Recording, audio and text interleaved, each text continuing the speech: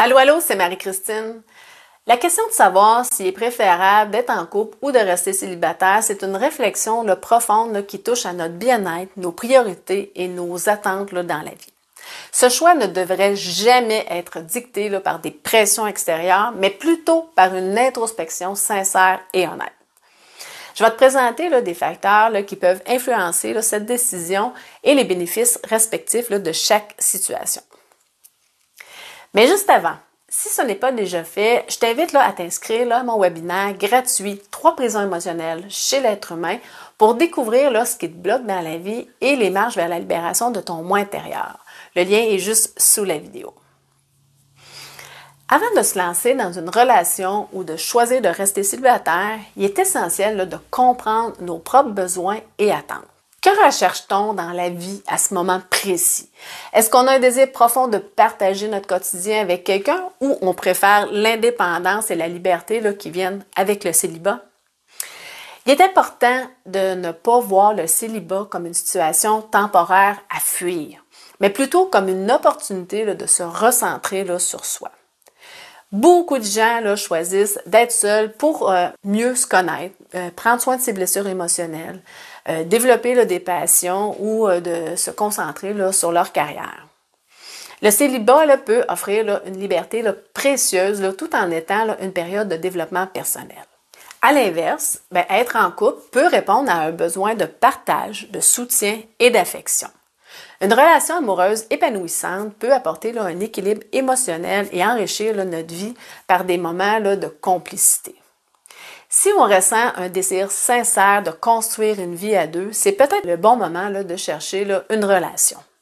Le célibat n'est pas synonyme de solitude et d'isolement. C'est souvent l'occasion idéale pour explorer la liberté et l'indépendance. En étant célibataire, on a la possibilité de se concentrer pleinement sur nous-mêmes, que ce soit dans notre carrière, nos passions ou nos relations amicales. On n'a pas à se soucier des compromis nécessaires dans une relation et on peut prendre des décisions en fonction de nos propres désirs. Le célibat permet également de bâtir une solide estime de soi.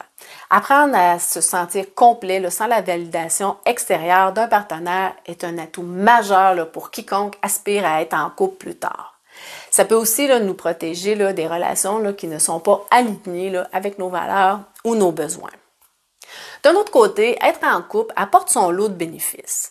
Une relation amoureuse saine et équilibrée peut être une source de bonheur et de stabilité. Le soutien mutuel, la complicité et la capacité à traverser les moments difficiles ensemble sont des éléments qui ne peuvent être remplacés. En étant avec quelqu'un qui nous complète, on peut apprendre à mieux gérer les défis de la vie tout en créant des souvenirs inoubliables.